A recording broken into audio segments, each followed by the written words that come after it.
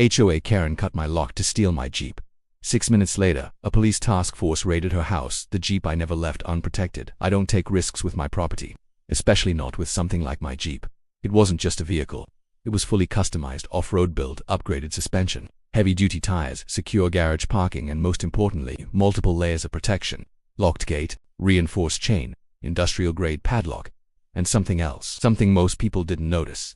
The problem next door, the HOA, had always been difficult.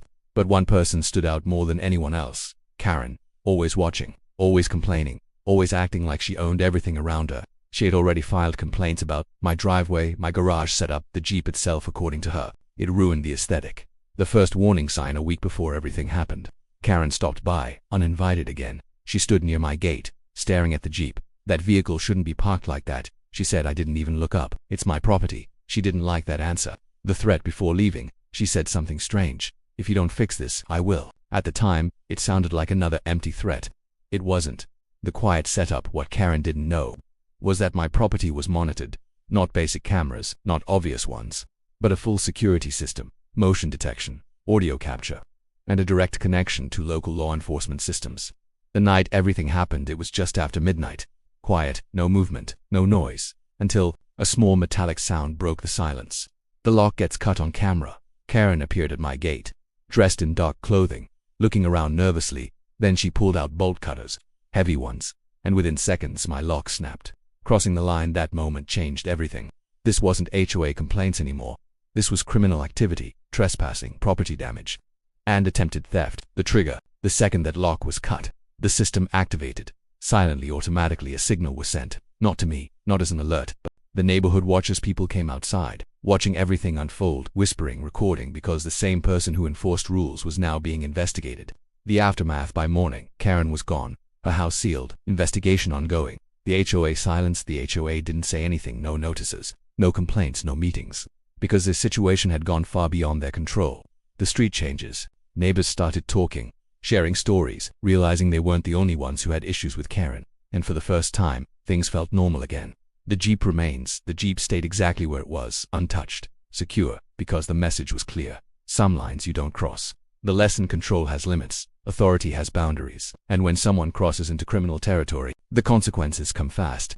Peace returns. The street went quiet again. No complaints, no threats, no Karen, just silence. What would you do if someone tried to steal your property like this? Would you confront them, call the police, or let the system handle everything? Comment below and drop your city and country. Like and subscribe for more insane HOA stories. Karen doesn't know. Karen opened the gate slowly, pushed it aside, and walked toward the Jeep, confident now, like she had already won. Inside the vehicle, she opened the door, sat inside, tried to start it, but nothing happened, because the Jeep had immobilization systems. The 6-minute countdown begins at that exact moment. The clock started, because once the system confirmed unauthorized entry, a response was already on the way. Karen panics inside the Jeep. She tried again and again, still nothing. Now she was frustrated, confused. She stepped out, looked around, and that's when she heard it. Sirens in the distance, faint at first, then louder, fast, multiple vehicles heading straight toward the neighborhood.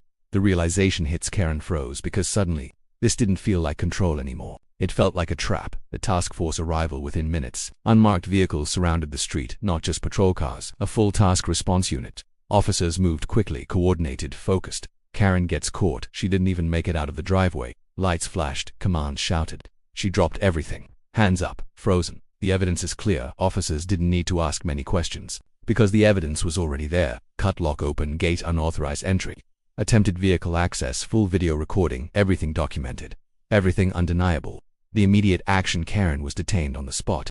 But it didn't stop there, because during the system check, something else came up. The unexpected discovery: the vehicle system had flagged more than just entry. It connected to previous suspicious activity reports, patterns, complaints, unresolved incidents in the area. The raid decision: within minutes, a decision was made. Officers moved toward Karen's house right across the street. The raid doors knocked, then opened. Officers entered, systematic, controlled, searching. What they found inside, they discovered more than anyone expected. Stolen tools, unauthorized HOA documents, multiple items reported missing by neighbors, and suddenly this wasn't about one Jeep anymore.